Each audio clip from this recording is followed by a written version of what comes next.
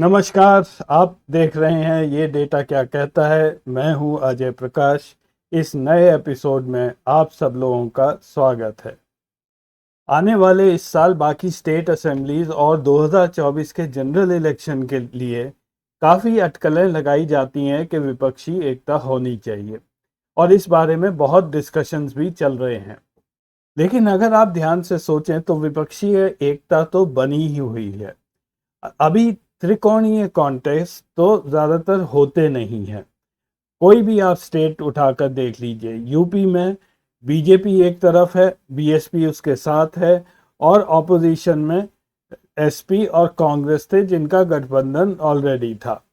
आप अगर बात करें पश्चिम बंगाल की, तो वहाँ पे कॉन्टेस्ट टीएमसी और बीजेपी के बीच में ही था, कांग्रेस का कोई नामो निशान नहीं था। आप राजस्थान लें, वहाँ भी बीजेपी और कांग्रेस के बीच में था। गुजरात कांग्रेस और बीजेपी के साथ कॉन्टेस्ट था। महाराष्ट्र में महाविकास अघाड़ी का गठबंधन अभी ऑलरेडी है। तो विपक्षी एकता वहाँ पर बहुत दिनों से चल रही है। दक्षिण में भी अगर आप देखें तो तमिलनाडु में एआईडीएमके बीजेपी के साथ जुड़ी हुई है और डीएमके कांग्रेस के साथ।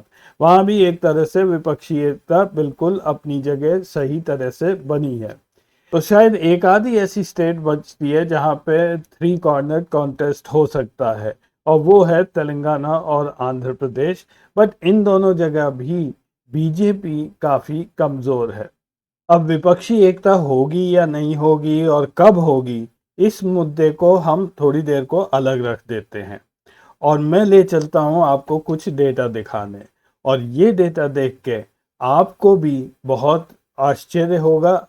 एक चौंका देने वाली बात सामने आ रही है। आगे बढ़ने से पहले एक निवेदन है।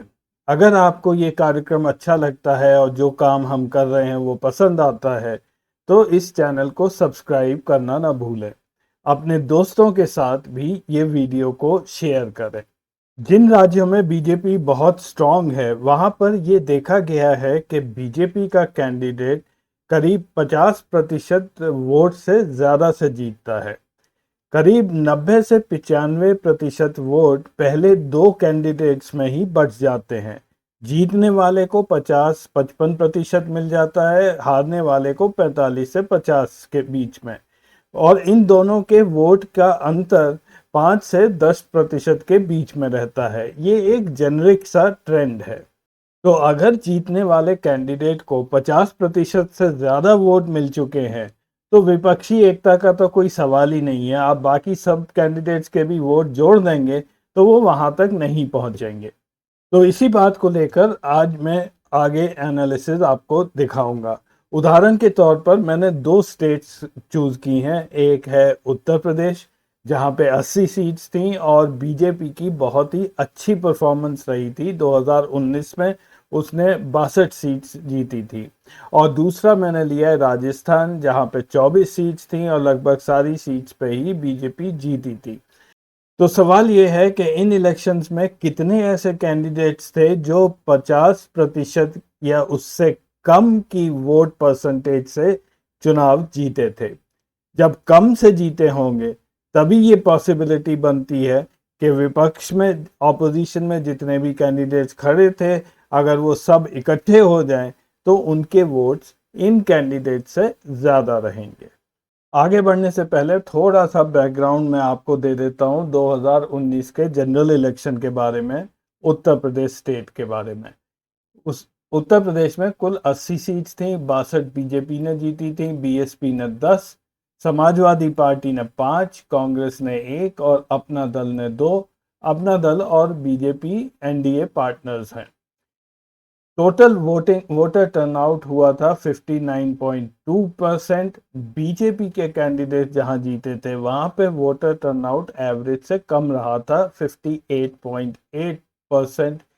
बीएसपी का कैंडिडेट जिन सीट्स पे जीते थे वहां वोटर टर्नआउट था 60.8, एसपी 61.6%। कांग्रेस की एक ही सीट थी और एडीएस अपना दल में भी 58.8% बीजेपी के बराबर वोटर टर्नआउट था। तो नॉन बीजेपी या नॉन एनडीए कैंडिडेट जहां भी जीते थे, वहां पे वोटर टर्नआउट लगभग 2% ज्यादा रहा था। अब मैं आपको थोड़ा सा इंटरेस्टिंग डेटा दिखा रहा हूं।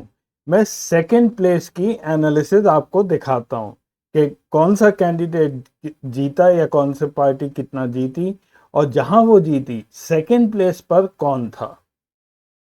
शुरू करते हैं बीजेपी के साथ, जिसकी 62 सीटें थी। दूसरे स्थान पर 27 जगह बीएसपी रही थी, 29 जगह एसपी रही, 3 जगह कांग्रेस और 3 जगह आरएलडी।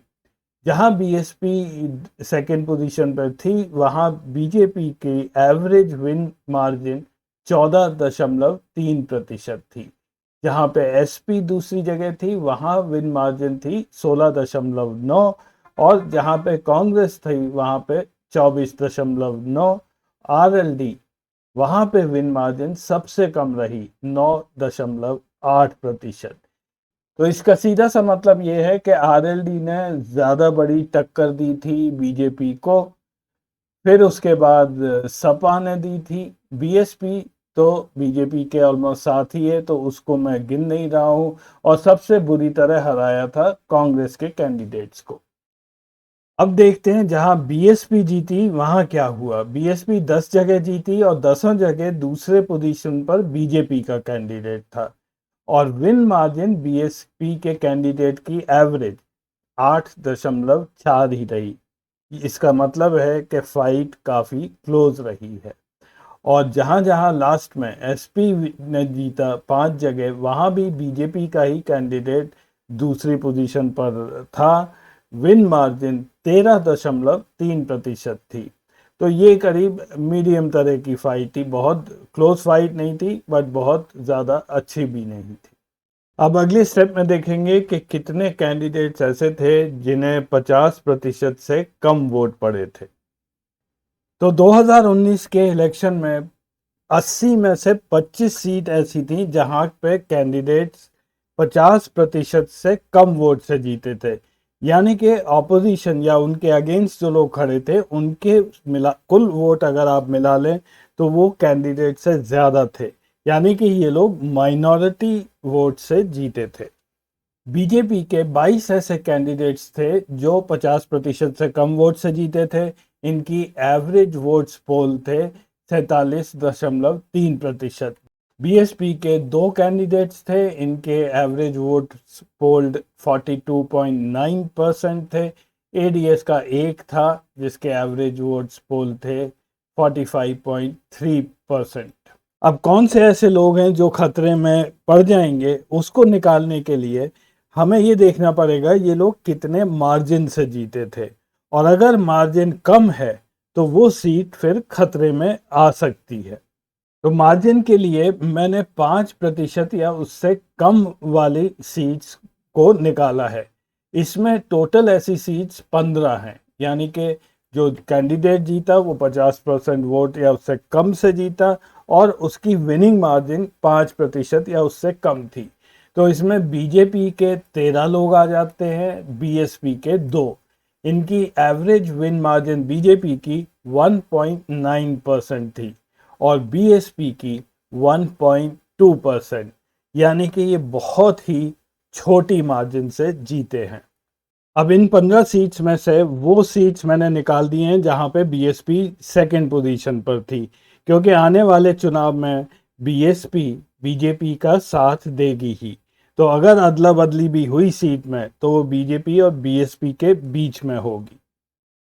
तो ऐसी जो बची सीट्स हैं वो हैं 7, जहां पे सेकंड पोजीशन पर आप देखेंगे तो या तो समाजवादी पार्टी है 6 जगह और 1 जगह आरएलडी थी।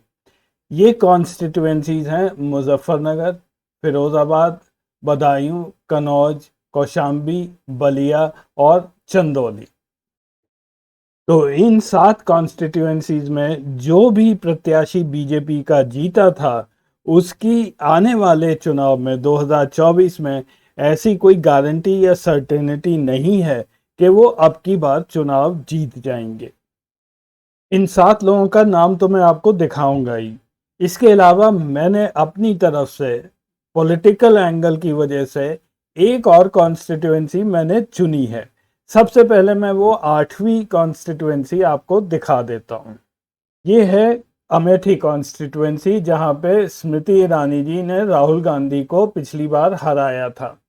उनके टोटल वोट्स उनको पड़े थे 49.71%, जो कि 50% से कम थे, लेकिन विनिंग मार्जिन थोड़ा सा ज़्यादा था, 5.85%। मेरा कट ऑफ 5% का था, तो ये उससे थोड़ा सा ज़्यादा है। लेकिन पॉलिटिकल एंगल की वजह से जो भी आजकल राजनीति हो रही है, उससे ऐसा लगता है कि स्मृति ईरानी जी इस बार अपना चुनाव जीतने में उनको बहुत मुश्किल होगी और शायद वो हार भी सकती हैं। राजनीतिक एंगल को लेके मैं आज यहाँ पर ज़्यादा बात नहीं करूँगा। स्मृति ईरानी जी से आप लोग भली भांति वाकिफ़ हैं, उनकी कार्यशैली से वाकिफ़ हैं, वो किस तरह के भाषण देती हैं, कैसे बात करती हैं, वो सब आप लोग जानते हैं। उनके मंत्री काल के दौरान उन्होंने कोई भी ऐसा काम नहीं किया है जो आज बोलने लायक हो। तो चलिए अंत में देखते हैं वो 7 नाम जिनकी सीट अगले चुनाव में खतरे में पड़ेगी। सबसे पहले है कन्नौज। यहाँ पे सुब्रत पाठक बीजेपी के कैंडिडेट वो जीते थे डिम्पल यादव से, केवल 1.08% की मार्जिन से 12,353 वोट से जीते थे। टोटल वोट्स उनको 50% से कम ही पड़े थे। डिम्पल यादव ने बाद में एमपी का चुनाव लड़ा था मैनपुरी से, वो दिसंबर 2022 में लोकसभा में चली गई। लेकिन आने वाले चुनाव में अब ऐसा नहीं होगा कि समाजवादी पार्टी अब कन्नौज से सीट हारेगी। दूसरे नंबर पर बात करते हैं मुजफ्फरनगर की। यहाँ से संजीव बालियान बीजेपी के चुनाव जीते थे चौधरी अजीत सिंह के खिलाफ, और ये उनके लिए भी एक सरप्राइज विन था। शायद उन्होंने भी नहीं सोचा था कि मैं जीत जाऊंगा। वो केवल 1.14% वोट से जीते थे, मार्जिन 6,526 वोट का था। आजकल ये मिनिस्टर हैं फॉर एनिमल हस्बेंड्री, डेयरिंग और फिशरीज के। तो मेरी सूची में सबसे ज़्यादा खतरा इन्हीं को इस सीट से है, क्योंकि अब की बार आरएलडी इस सीट को अपने हाथ से जाने नहीं देगी। एक और भारतीय जनता पार्टी के मंत्री जिनकी सीट अब की बार खतरे में आएगी, वो है महेंद्र नाथ पांडे जी की। ये पिछली बार चंदौली से चुनाव जीते थे संजय चौहान, जो समाजवादी पार्टी के थे, उनके खिलाफ। इनका जीतने का मार्जिन 1.29% था। 14,000 वोट से कम की मार्जिन से ये चुनाव जीते थे। फिर आजकल ये हैवी इंडस्ट्रीज के मंत्री हैं। पहले ये मिनिस्टर फॉर स्किल डेवलपमेंट भी रह चुके हैं। ये बीजेपी के उत्तर प्रदेश यूनिट के प्रेसिडेंट भी हैं आजकल। एक और बीजेपी के हैवीवेट हैं बलिया से वीरेंद्र सिंह जी। ये एसपी के सनातन पांडे से चुनाव जीते थे। 47.4% वोट इनको पड़े थे। मार्जिन इनका केवल 1.57% का था, यानी कि 15,000 से थोड़े से ज़्यादा वोट से ये जीते थे। ये अभी बीजेपी के एमपी तो हैं ही, साथ में बीजेपी किसान मोर्चा के नेशनल प्रेसिडेंट भी हैं। तो इनकी भी सीट आगे चल के थोड़ी हिल सकती है। और मेरी लिस्ट में 5वां स्थान है बदायूं कॉन्स्टिट्यूएंसी का, जहां पे संघमित्रा मौर्य ने चुनाव जीता था 1.71% से।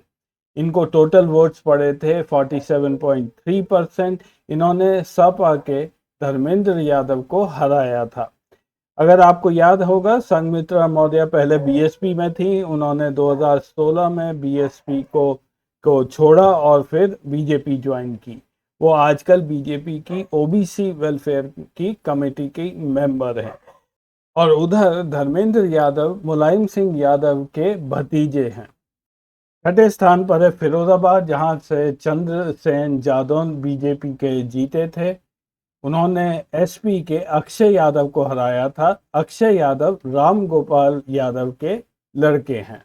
ये करीब 2.68% वोट से जीते थे। इनको टोटल वोट 46% के आसपास ही पड़े थे। और आखिरी 7वीं कॉन्स्टिट्यूएंसी है कौशाम्बी, जहां से विनोद सोनकर बीजेपी के जीते थे। उन्होंने एसपी के इंद्रजीत सरोज को हराया था। ये 2014 से एमपी हैं और फिलहाल बीजेपी के पार्लियामेंट्री कमेटी ऑन एथिक्स उसके मेंबर हैं।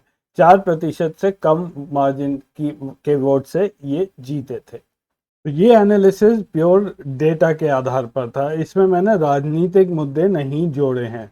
राजनीतिक मुद्दों की वजह से एक स्विंग फैक्टर भी होता है, सीटें इधर से उधर जा सकती हैं। ये वो सीट्स थी जहां मार्जिन बहुत कम था और कैंडिडेट खुद 50% के वोट से कम से जीता था। और ऐसी उम्मीद या आशंका है कि अगर विपक्ष मेहनत करता रहे तो बीजेपी इस आधार पर 8 से 10 सीट्स तो नीचे आ ही सकती है। तो आज के एपिसोड में बस इतना ही। अगले हफ्ते फिर मिलेंगे कुछ नया डेटा लेकर। तब तक के लिए नमस्कार।